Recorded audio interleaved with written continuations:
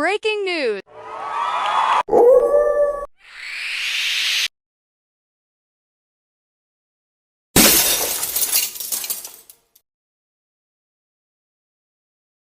Five years later. Knock, knock, knock.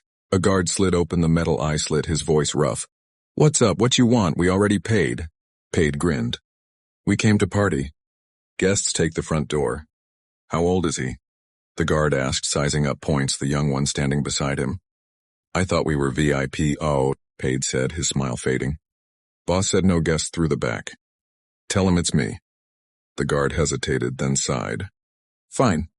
Go straight to the game room." The door creaked open.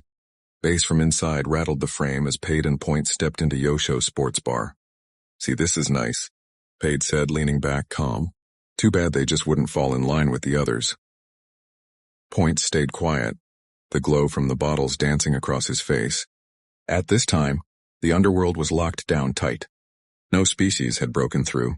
After years of a dog-eat-dog war between the hellhounds and the werewolves, they finally came together again to form the united and undefeated Dog Nation. But Paid had a secret plan, one that would force the dog species to depend on each other forever by turning every other species into an enemy. Since he was the spark behind the idea, he was granted a seat at the Council of the Dog Nation, something he owed to tax. After nearly 2 years of war, the Dog Nation came out on top. The sky was the limit. It had been a long time coming. Paid remembered being just a pup running around with his glasses trying to be a dog. He remembered the day he got his chain, his face swollen with joy. Now the dogs ran the underworld with an iron fist, but that didn't mean others weren't plotting to take it. Someone had gotten clever tonight. They knew, kill the brain and the body will crumble. A $90,000 bounty, 20 up front. Paid's location was locked down. Eyes watched from the alleys, fingers tightened on triggers. They weren't sending a message, they were starting a war. An hour later, Paid waved to the tired guard. "All right, see you next week." The door slammed shut behind them. The night was still. Points was still grinning, riding the high of getting a waitress's number. But despite the laughter, something felt off. The usual hum of the city was quieter. Shadows moved where they shouldn't have been. A chill crawled up Paid's spine. Something wasn't right. Every instinct screamed, "Watch your back." Someone was already counting on this night ending in blood. Paid caught a glimpse of someone slipping around the corner with a gun. Instinct hit him fast. He shoved Points behind a dumpster, pulled his own weapon, and bullets tore into the alley before they even hit the ground. "What we about to do?" Points yelled. Paid didn't look back. "I'm gonna rush them. You swing around back and blindside them." The alley exploded with gunfire, metal pinged, dumpsters shook.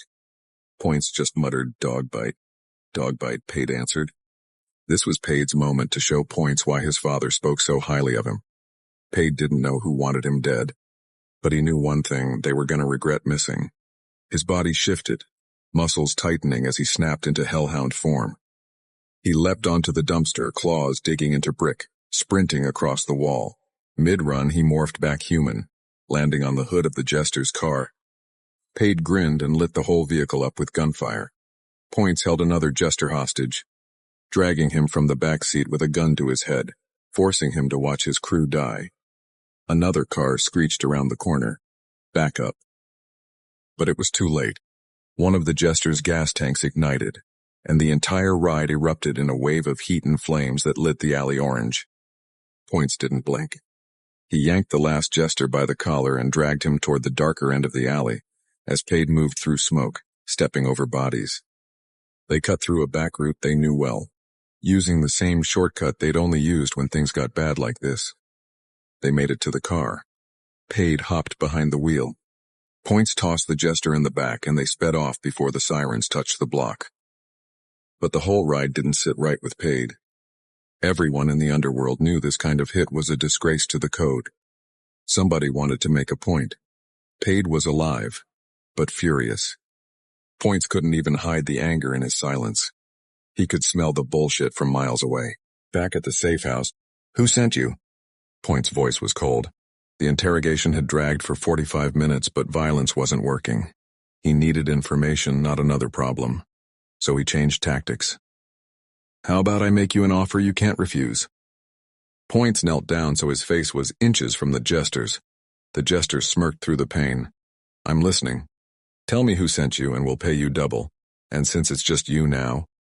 Points smirked. Looks like you get to keep it all. The jester chuckled, coughed, then leaned in close. Yo moo, he whispered. Points leaned closer. What, yo mama?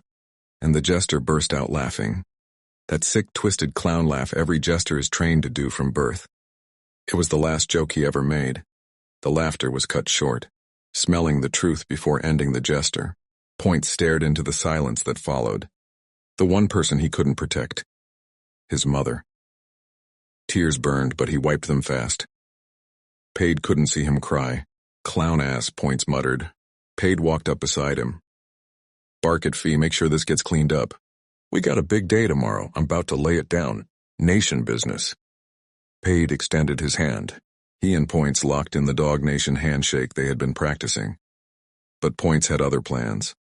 After the disrespect, after the bullets, after the tears, he was ready to send a message.